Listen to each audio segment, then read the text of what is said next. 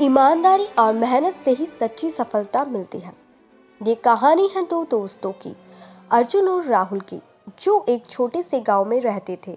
दोनों की जिंदगी में एक सपना था, एक ऐसा सपना जो उन्हें एक अनोखे सफर पर ले जाएगा। गांव के चौक पर बूढ़ा काका अपने अनुभव और हुनर से समोसे बनाते थे। हर कोई उनके समोसों का दीवाना था। अब वे रिटायर होना चाहते थे और अपनी दुकान का वारिस ढूंढ रहे थे।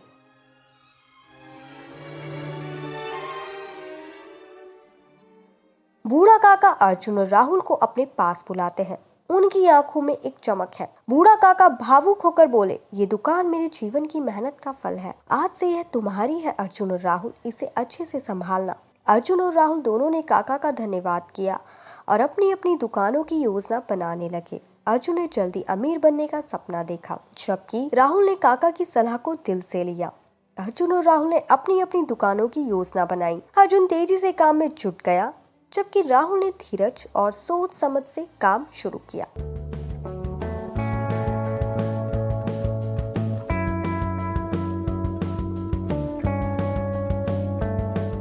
अर्जुन ने अपने समोसे बनाने के लिए सस्ते और घटिया सामान का इस्तेमाल करना शुरू कर दिया।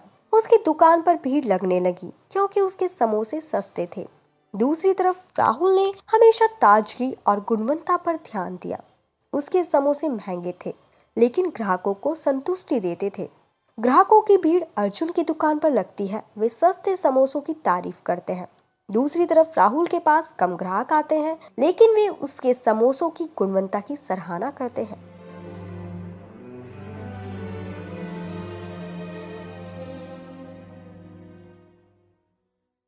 अर्जुन की दुकान जल्दी ही मशहूर हो गई। लोग सस्ते समोसे खरीदने के लिए उसकी दुकान पर आने लगे, लेकिन अर्जुन के सस्ते समोसों का असर जल्दी ही दिखने लगा। ग्राहकों में से कुछ को अर्जुन के समोसों से पेट दर्द होने लगता है। गांव में हड़कंप मच जाता है। एक ग्राहक पेट पकड़कर बोला, अर्जुन, तुम्हारे समोसों से मेरा पेट खराब हो गया। दूसरा ग्राहक गुस्से में बोला, हमें राहुल की दुकान पर जाना चाहिए, उसके समोसे हमेशा अच्छे होते हैं। राहुल की दुकान धीरे धीरे लोकप्रिय हो रही थी। लोग उसकी ईमानदारी और गुणवत्ता की सराहना कर रहे थे। राहुल के समोसे ताजगी और स्वाद से भरे थे। ग्राहकों की संख्या धीरे धीरे बढ़ रही थी।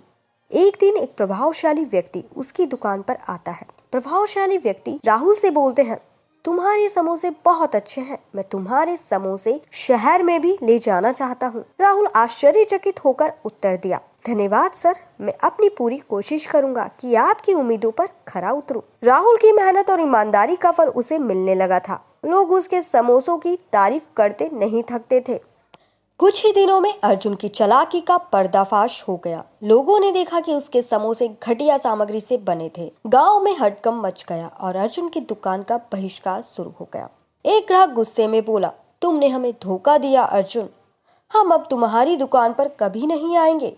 दूसरा ग्राहक उसके समर्थन में बोला, चलो राहुल की दुकान पर चलते हैं, उसके समोसे हमेशा अच्छे होते हैं। अर्जुन ने हार नहीं मानी।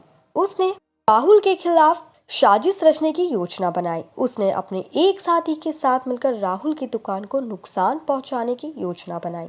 मैं राहुल को सफल होने नहीं दे सकता, मुझे कुछ करना होगा। रात के अंधेरे में अर्जुन और उसका साथी राहुल की दुकान में आग लगा देते हैं। अगली सुबह राहुल को भारी नुकसान का सामना करना पड़ता है, लेकिन उसके हौसले बुलंद हैं।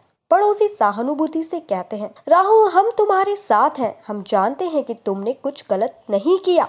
राहुल ने हार नहीं मानी। उसने अपनी मेहनत और ईमानदारी से फिर से शुरुआत की। इस बार अर्जुन के सारे गलत तरीके विफल हो गए। पुलिस घटना की जांच शुरू करती है।